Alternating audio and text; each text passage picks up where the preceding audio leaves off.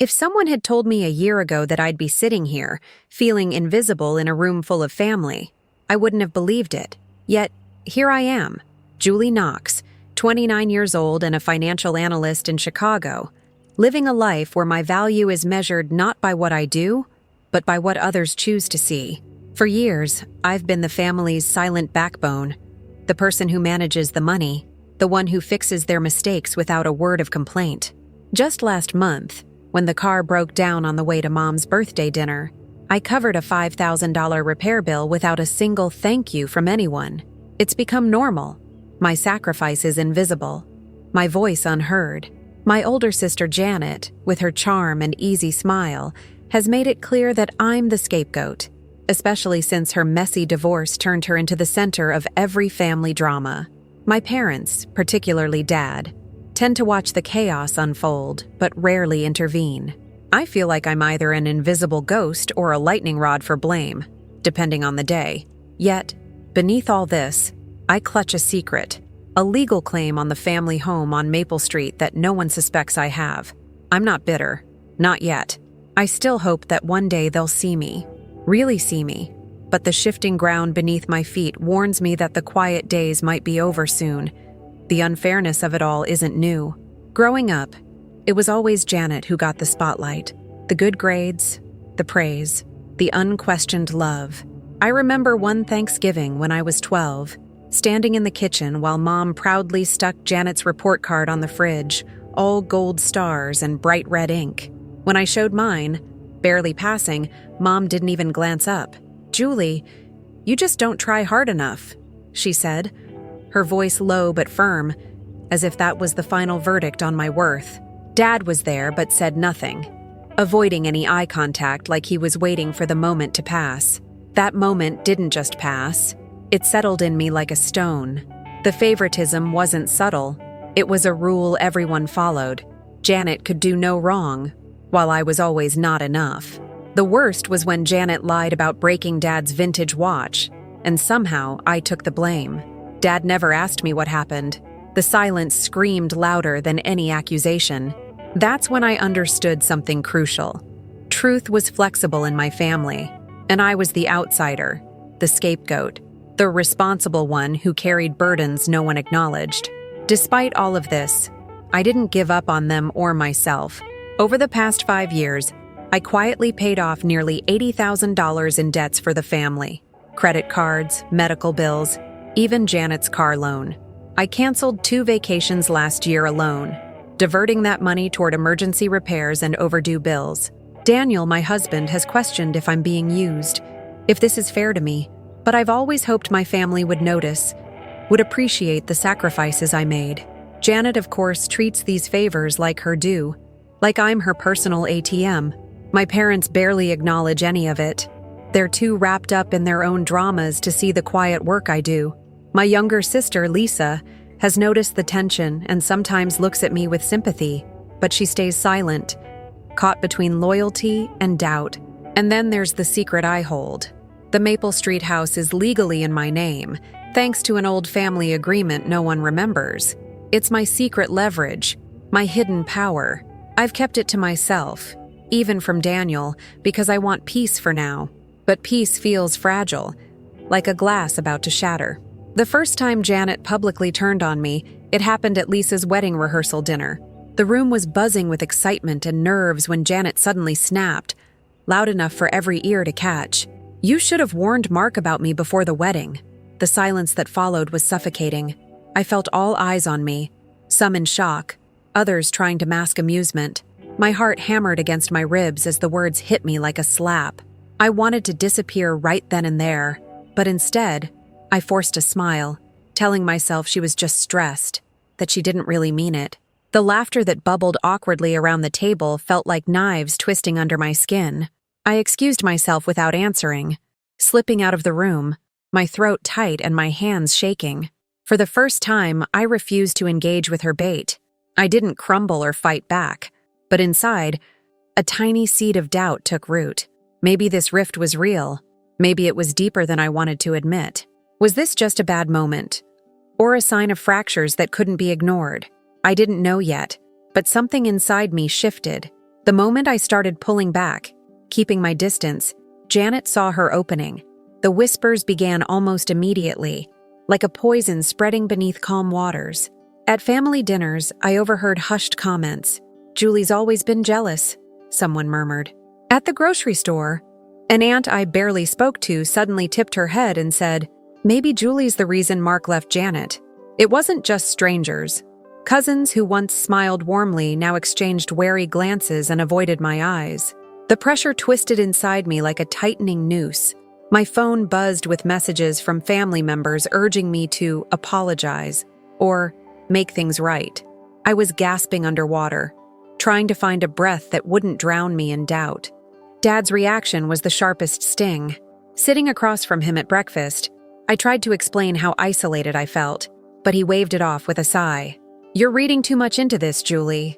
Maybe you're just too sensitive." His words landed like a slap, cold and dismissive. Even Lisa, usually my quiet support, looked hesitant, asking softly if maybe I was overreacting. The room felt colder, the familiar warmth stripped away by Janet's careful campaign. Janet's charm was a weapon, her victim story a shield. She'd activated her flying monkeys, those relatives who did her bidding, echoing her lies without realizing the damage. I felt smaller with every passing day, as though I was disappearing beneath their collective gaze, a scapegoat carved out of love and trust. One evening, curled up on the couch, I caught myself replaying conversations, searching for where I went wrong. Was I the jealous sister they claimed? Was I really behind Mark's departure, as Janet suggested? The questions gnawed at me, eroding my confidence. Janet's passive-aggressive smiles, the sideways glances, the whispered accusations, they weren't just family squabbles anymore. They were deliberate moves in a game I hadn't agreed to play, a slow isolation that was as painful as any open attack. Yet I clung to a faint hope that the truth, my truth, would eventually break through. Still, I refused to let myself be the villain in their stories. I reminded myself of all I'd done, the secret payments, the silent sacrifices. Those facts couldn't be erased by gossip or staged tears. But as the days wore on, I felt the weight of the silence around me, the way my phone stopped lighting up with messages from cousins who once checked in. Janet's campaign was working, and Dad's silence was the wind beneath her wings. The family wasn't just divided. It was turning its back on me, and I was left to drown in the rising tide of mistrust. I couldn't let it stand. I needed to say something, to clear the air before the silence hardened into permanent coldness. So I asked Dad for a family meeting, hoping that a calm conversation could untangle the knots Janet had tied so tightly. "I just want us to talk," I said one evening, voice steady but my heart pounding like a drum. To clear the air, sitting around the worn kitchen table, I laid out my case carefully, how I'd supported the family financially, how Janet's blame was misplaced, how the cold shoulders hurt. Dad listened, his expression unreadable, but when I finished, he sighed, heavy with weariness. "Janet's been through a lot," he said softly. "We need to support her right now." Janet's performance was flawless. She appeared tearful, voice trembling as she recounted her hardships, painting herself as the wounded party. "Julie's always stirring trouble," she said, eyes glistening, trying to make everything about herself. My uncle, who was supposed to mediate, nodded solemnly, siding with Janet without a second thought. The weight of their disbelief crushed me. I had come seeking understanding and peace, but instead, I was met with cold dismissal. My facts, my feelings, they dissolved into the air, ignored or twisted into new accusations. As I left that meeting, my chest felt tight, my voice a fragile whisper lost in the storm of family loyalties. I realized then that the family had already chosen sides. Truth and justice weren't what mattered anymore. It was about protecting Janet, maintaining the story she spun so carefully.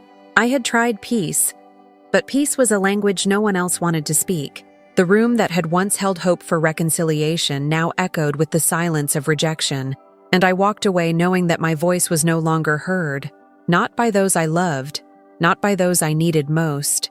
A month later, the damage struck with brutal clarity. At a work event where Daniel and several family friends were present, Janet launched her most vicious attack yet.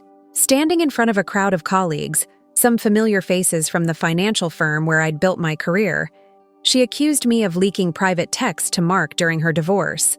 Her voice was calm, almost casual, but the accusation cut deep. She displayed screenshots on her phone, some obviously manipulated, others twisted out of context, each meant to humiliate me publicly. The room fell into a hush, whispers ricocheting like arrows. I felt Daniel's gaze, sharp and uncertain, piercing through me. Friends exchanged uncomfortable glances, their trust in me unraveling with Janet's poison. The walls seemed to close in, the once solid ground of my professional reputation crumbling beneath the weight of falsehoods. I tried to speak privately to Janet afterward, voice shaking with anger and hurt. "Why are you doing this?" I asked, clutching my phone like a lifeline. She smirked, cold and unrepentant. "You're playing a dangerous game, Julie. You should have thought of that before crossing me." That smirk wasn't just cruelty. It was calculated malice, a deliberate strike aimed to ruin me in every corner of my life. The humiliation wasn't just social. It seeped into my work and home life. Daniel's trust wavered, our late-night talks fraught with tension. I caught myself staring at the phone, terrified of what new messages or whispers might surface next. Janet had crossed a line I never thought she would, weaponizing my family's secrets and twisting them into public shaming. The room where I once felt safe was now a battlefield, and I was exposed, vulnerable, and fighting alone. Despite everything, the part of me that wanted family still reached out. I sent a message to Janet, asking to meet one-on-one, hoping for even a sliver of the sister I once knew. "I want us to be sisters," I said, voice trembling but sincere when we finally met. I laid out my needs clearly: honesty, respect, an end to the blame and manipulation. I spoke from a place of exhaustion and hope, desperate for a way back from the chasm she had opened between us. But Janet's response was a cold wall. She looked at me with eyes empty of warmth and said, "Back off, or I'll expose more secrets you don't want anyone to know." The threat was clear, merciless. In that moment, any fragile hope I held crumbled, replaced by a bitter clarity. I had done all I could to reach her, to mend what was broken, but she wasn't interested in family. She wanted control, power, and she wielded it like a weapon, crushing anyone who stood in her way. I walked away from that meeting with a heavy heart, but a steadier resolve. The line had been crossed. I wasn't just fighting for peace anymore. I was fighting to protect what little dignity I had left. The sister I wanted, the family I dreamed of, was gone, and in their place was someone I barely recognized. A woman who saw me as an obstacle to be destroyed, rather than a sister to be loved. The more Janet's whispers wound their way through the family, the more I felt myself shrinking, vanishing into the shadows she commanded. At every gathering, I was the silent ghost at the table. Even Lisa, whose hesitant glances once offered me a flicker of comfort, now seemed unsure. The warmth between us had cooled to an awkward distance, as if she was trying not to take sides but couldn't quite hide her doubts. I sat through dinners with a hollow ache, the empty chair beside me feeling heavier than any accusation Janet lobbed. Daniel tried to hold my hand under the table, whispering that he believed in me, but the gnawing doubt inside me was louder. Maybe I was the problem. Maybe I was too sensitive, too needy, too jealous. The voices in my head weighed me down like stones, pulling me deeper into isolation. At night, I lay awake, the silence of the house swallowing me whole. The muffled sounds of laughter drifting from family homes nearby felt like a cruel reminder of what I was losing. My phone sat silent on the bedside table, the absence of texts from cousins who once checked in piercing me more than any insult. I found myself obsessing over every glance, every whispered phrase I overheard at gatherings. "She's always been jealous. She's trying to stir trouble again." The words twisted in my gut, sharp and relentless. Daniel's reassurances echoed in my ears but couldn't reach the core of my unraveling confidence. My reflection in the mirror one morning caught me off guard. Tired eyes, tense jaw. Who was this woman crumbling beneath the weight of family betrayal? I wanted to scream, but all that escaped was a hollow silence. The family I thought I belonged to was slipping through my fingers, and I had no idea how to stop it. One evening, Dad's dismissive words cut deeper than any accusation. "You're reading too much into this, Julie. Maybe you're just too sensitive." His voice was flat, void of sympathy. I stared, numb, as the man who should have been my anchor chose indifference. Even Lisa's worried glance felt like a tentative step away, rather than a reach toward me. Janet's campaign of lies didn't just isolate me. It rewrote the narrative so convincingly that my own family questioned my integrity. The rejection was suffocating. I felt like a child again, standing outside a locked door, desperate to be heard but silenced by a chorus of disbelief. The ache inside me wasn't just heartbreak. It was the raw sting of invisibility, betrayal, and loneliness. I wondered if the sister I once loved even existed anymore, or if she had been replaced by a stranger wielding charm like a weapon. Then, the final blow landed like a hammer to my chest. The news hit me in a moment of stunned silence. Janet had sold the Maple Street house, the very property my name was legally tied to, without my knowledge or consent. More than $300,000 vanished into her pockets, and the sale was irrevocable. I stumbled across the public record, the cold print of the transaction burning into my mind. Anger flared, fierce and raw, but it was mingled with disbelief. How could she?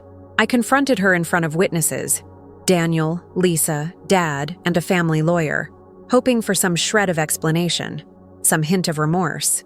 Instead, I was met with Janet's icy smirk and Dad's silent complicity. The room felt like it was closing in, the air thick with betrayal. In that moment, everything shifted. The hope I'd clung to shattered, replaced by a clarity so brutal it left me breathless. Years of sacrifice, pain, and quiet endurance crystallized into a cold, hard truth. I was no longer a victim to be crushed. I was a force to be reckoned with. I remember the exact moment something inside me broke. It wasn't a shattering collapse, but a hard, cold snap, like ice cracking underfoot. The betrayal was absolute, irreversible. Janet's sale of the house was the culmination of every whispered lie, every denied favor, every silent dismissal. Dad's silence felt like a betrayal equal to hers, a tacit endorsement of her greed. As I looked around the room, trying to hold back tears, a fierce resolve ignited in my chest. The softness that had kept me hoping, forgiving, and waiting for change hardened into steel. I was done being the family's punching bag. No more silent suffering. No more whispered rumors. No more invisible sacrifices. Something inside me shifted from aching pain to burning determination. I would fight, not with screams or tears, but with cold, unyielding clarity. This time, I would not be broken. Later, alone in my office, I sat surrounded by the quiet hum of the city below, the weight of what had happened pressing down on me. I replayed every moment, the favors I'd done, the debts I'd covered, the sacrifices no one noticed. My anger simmered beneath the surface, fueled by the sting of betrayal and the raw, aching hurt of being cast aside. Tears welled up, unbidden, but they weren't just from sadness. They were the release of years of suppressed frustration and pain. I whispered to the empty room, "Never again." The words felt like a promise, a vow to myself not to let this happen again. My sister's words and actions no longer held power over me. I saw clearly now how Janet had exploited Dad's reluctance to act, twisting the family narrative to her advantage. This wasn't about love or loyalty. It was about control and power. Suddenly, the secret I'd held close, the house in my name, felt like a faint beacon in the dark. The money was gone, but the financial and emotional leverage I'd quietly accumulated over the years was real. I wasn't powerless. I could use what I had to tip the scales. The game had changed, and I was ready to play. That evening, Daniel and I sat across from each other at the kitchen table, the dim light casting long shadows in the room. I told him everything: Janet's betrayal, the sale of the house, the endless lies that had hollowed out my trust. His eyes were steady, filled with a quiet strength I desperately needed. "It's time we stop playing nice," I said, my voice calm but edged with steel. Daniel nodded slowly, cautious but unwavering. We talked strategy, each word like a brick laying the foundation of a plan. I knew I couldn't take Janet down by yelling or pleading. No, this had to be precise, calculated. I would turn the family's allies against her, expose the truth piece by piece, facts over stories, evidence over emotion. Daniel promised he'd stand with me, no matter the fallout. For the first time in months, I felt the heavy fog of despair lift, replaced by a focused clarity. The family feud wasn't just about survival anymore. It was a battle for justice. Janet was the target, and I was ready to dismantle her carefully built empire, one truth at a time. I started by writing down everything, the tangled web of dependencies that tied my family to me in ways no one else seemed to remember. Dad's retirement fund, which I'd managed since his health declined, was the first on the list. His security depended on the careful balancing I'd maintained, quietly paying bills, investing wisely. Then there was Lisa, my niece, whose college tuition I'd arranged from my own savings, shielding the family from yet another burden. The most bitter part was Janet's debts, those hidden loans she'd begged me to cover in secret, promising to repay but never did. I looked at the list growing longer, a ledger of my sacrifices and their reliance on me. The weight was crushing, but it was also power. I had proof that the family needed me far more than I needed them. I reached out to the family lawyer I'd trusted before the feud, a woman named Marissa who specialized in estate planning and financial disputes. Over several meetings, I handed over bank statements, contracts, and those damning text messages from Janet just before her wedding, where she coldly declared her intent to take everything, while smiling in public. Marissa nodded gravely, confirming what I'd feared but needed to hear aloud. I was sitting on a rock-solid foundation of evidence. Every wire transfer, every signed document, every whispered promise that Janet had broken was a thread I could pull. They had underestimated me, thinking my silence was weakness. But this knowledge, this inventory of debts, favors, and betrayals, was my weapon now. I only had to use it wisely. The late nights were filled with the quiet clicking of my keyboard as I organized everything into neat folders and spreadsheets. I documented dates, amounts, and conversations, preserving every detail like a record that couldn't be twisted or ignored. I felt the sting of betrayal anew each time I reread Janet's messages, her calculated coldness stark against the warmth I'd once believed in. But I also felt a strange calm, a steady pulse of clarity beneath the hurt. The family wasn't the fortress I thought. It was a fragile house of cards propped up by my efforts. If I pulled the right card, it would all come crashing down. The thought was both terrifying and exhilarating. I was no longer just the caretaker. I was the one holding the keys. I remember the moment I told Marissa, "This isn't just about the money anymore. It's about setting the truth straight." Her eyes met mine, sharp and understanding. "You have leverage, Julie, but use it carefully. This isn't a battle you want to rush into, but one you want to win decisively." Her words echoed inside me like a drumbeat. I wasn't naive. I knew Janet's manipulation ran deep, and the family's loyalties were already fractured. But with every piece of evidence I gathered, every dependency I mapped, I felt the scales begin to tip. The family needed me, and they could no longer pretend otherwise. Now it was time to plan my next move carefully, to prepare for the storm ahead with a steady, unshakable resolve. Over the following weeks, I became a ghost in the family's daily lives, present but unseen, calm but calculating. I quietly updated all financial accounts under my control, changing passwords and securing access with layers of protection I'd never needed before. When I spoke with legal experts, they helped me draft amendments to agreements that protected my interests and linked my support to clear, documented conditions. Each step was small and silent, like folding a paper crane, delicate yet precise. To everyone else, I was the steady Julie they'd always known, attending family dinners, smiling politely, asking about Lisa's classes, and listening to Dad's tired stories. No one suspected the shift happening beneath the surface. Dad never noticed the subtle changes, or if he did, he said nothing.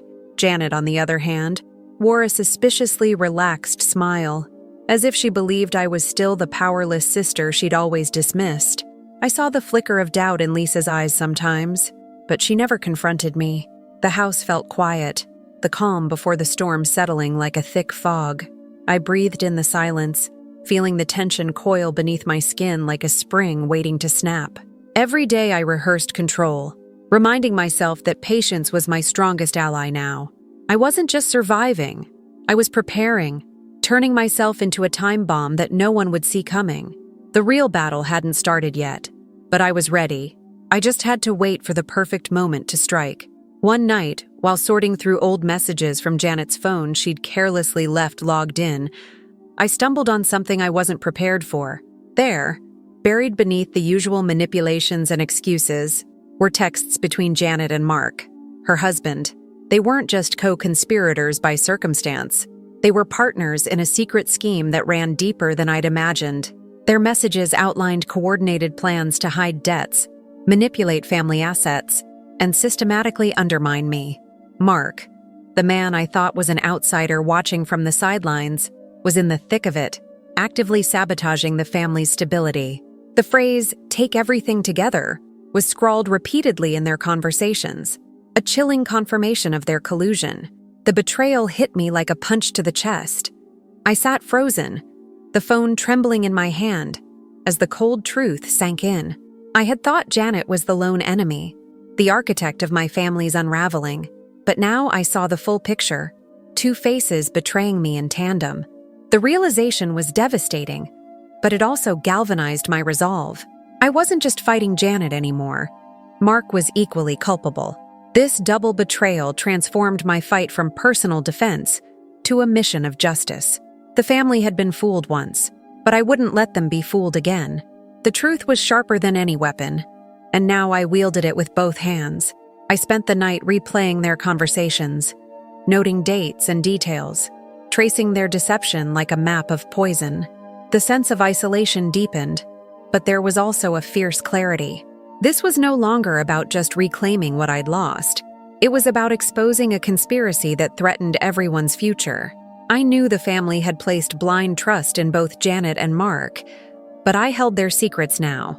This knowledge was a burden, but also a spark, a catalyst for the justice that was long overdue. The game had changed, and I was ready to play it with a cold, unforgiving precision. Janet and Mark had underestimated me once. They would not make that mistake again. The moment I began to pull back my support, the atmosphere shifted palpably. I stopped paying Dad's bills without fanfare, sending him a carefully worded letter explaining the change in arrangements. Lisa's tuition payments were paused too, with clear, honest explanations sent directly to the university. My voice was calm, measured, professional. No room for argument or emotional manipulation. The impact was immediate. Janet and Mark's carefully hidden debts began to resurface, creditors calling relentlessly, their facade cracking under pressure. I watched the subtle panic spread through their eyes during family gatherings, even as they tried to maintain their composure. The cracks were small at first, like hairline fractures in glass, but I knew how quickly they could shatter. Throughout it all, I maintained a composed exterior, never revealing the satisfaction I felt at seeing their empire begin to crumble. Daniel was my quiet confidant, watching with a mixture of pride and cautious hope as I took control. His steady presence reminded me I wasn't alone in this fight. I could feel the shift in power already, small, tentative, but unmistakable. The family, once so confident in Janet and Mark's control, was starting to question. Whispers replaced certainty. The game was on, and with every calculated move I made, the scales tipped further in my favor. This was only the beginning, but the first moves had been made, and they were devastatingly effective. The room was thick with the weight of unspoken truths as I finally stood, calm but resolute, in front of everyone gathered. The air felt hotter, the silence louder, as I locked eyes with Janet and then Mark. Pulling out my phone, I displayed the messages, the cold, calculated texts where Janet and Mark laid out their plan to usurp everything. I held up the financial documents, the ones that traced back every deceitful move, every hidden debt they'd tried to cloak.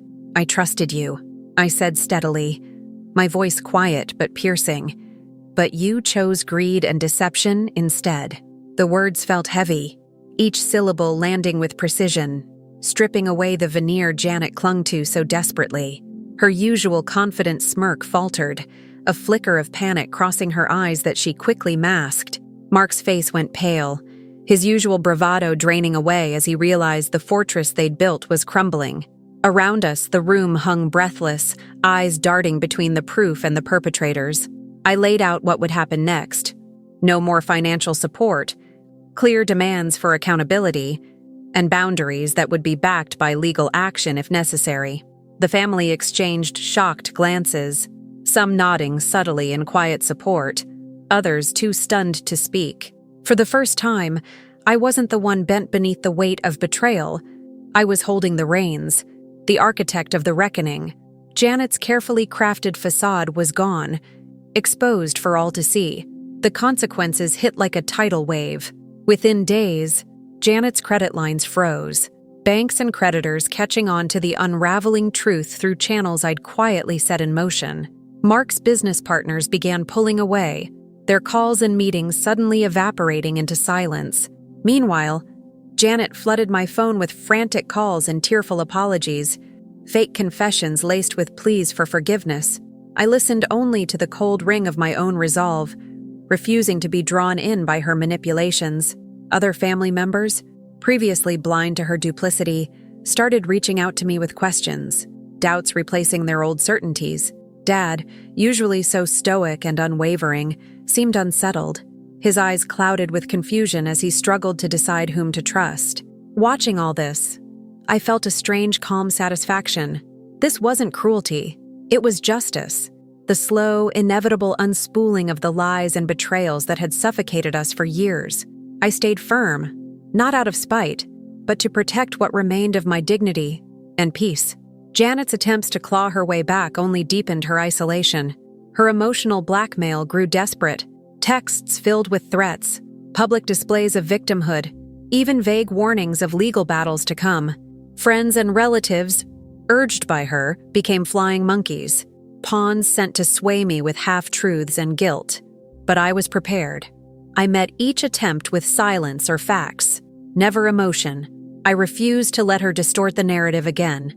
Slowly, cracks appeared even among her closest allies. Some family members, embarrassed and remorseful for having supported Janet blindly, reached out with genuine apologies. I accepted some, declined others, careful to keep my boundaries clear. Janet's confident posture eroded further, her world shrinking as her influence slipped away. The power had shifted unmistakably, and I held on tight, steady in this new terrain. The tide was turning, and there was no going back. 6 months later, a quiet peace has settled over my life. Daniel and I have grown closer, our bond forged in the fires of hardship but unbreakable. Family contact is limited now, reserved, respectful, and most importantly, bounded by clear lines I refuse to let be crossed. I no longer carry the heavy weight of their burdens. My support has limits, and I live by them unapologetically. Janet faces the consequences of her choices, her reputation bruised, her access to the family's resources curtailed. She remains part of the family, but only as someone held accountable, no longer the untouchable queen of manipulation. I've learned that peace doesn't come from approval or forgiveness forced. It comes from establishing boundaries and demanding respect. Our family gatherings have shrunk, but grown more honest. Smaller circles where truth can breathe. For the first time, I am free, not the silent provider, but a woman who chooses whom to love and how to protect herself. The future is open, uncharted, but for the first time in years, it feels like my own.